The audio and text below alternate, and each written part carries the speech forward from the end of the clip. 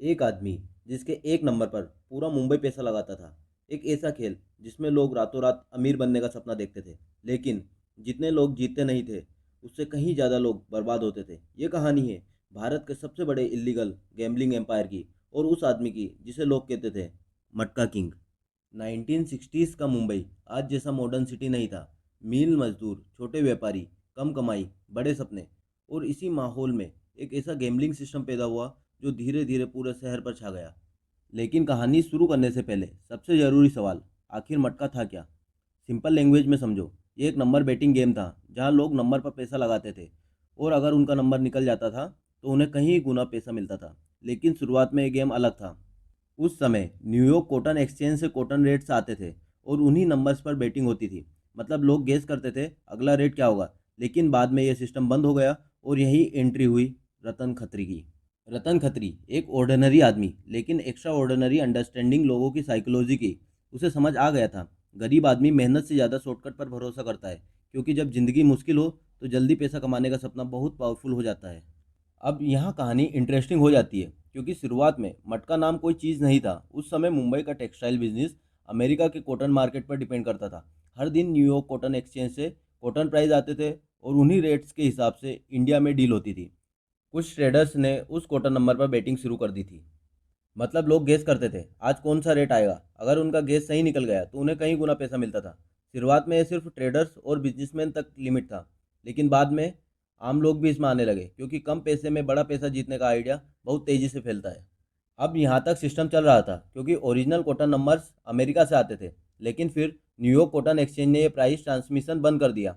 मतलब वो original numbers आने बंद हो गए थे, और यही पूरा बेटिंग सिस्टम खत्म हो सकता था।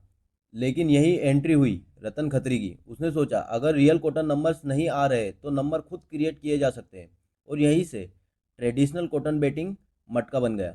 रतन खत्री ने एक नया तरीका शुरू किया। एक मटका यानी पानी का घड़ा लिया जाता था, उसमें 0 से 9 तक नंबर्स वाली स्लिप्स डाली जाती थी। फिर एक स्लिप रेंडमली निकाली जाती थी, और वही विनिंग नंबर होता था। मतलब अब पूरा गेम रियल मार्केट से हटकर प्योर गैम्बलिंग बन चुका था, और यही सिस्टम मुंबई की गलियों में फैलने लगा। अब सोचो अगर कोई आदमी 10 लगाए और उसे 1000 मिल जाए तो क्या होगा? पूरा मोहल्ला खेलने लगेगा। और यही हुआ। धीरे धीरे मटका मुंबई की गलियों में फैलने लगा। मील वर्कर्स, रिक्शा चालक, दुकानदार, यहाँ तक कि कुछ बिजनेसमैन भी इस गेम में उतर गए थे। अब समझो इसमें पैसा कैसे बनता था। मान लो 1000 लोग बैटिंग कर रहे हैं, हर आदमी 100 रुपये लगाता है, मतलब कुल पैसा हुआ 1 लाख रुपये। अब विनर्स को सिर्फ एक छोटा सा हिस्सा देना पड़ता था, बाकी सिस्टम अपने पास खुद रखता था। अब क्योंकि हजारों लोग रोज खेल रहे थे, पैसा नदी की तरह बहने लगा।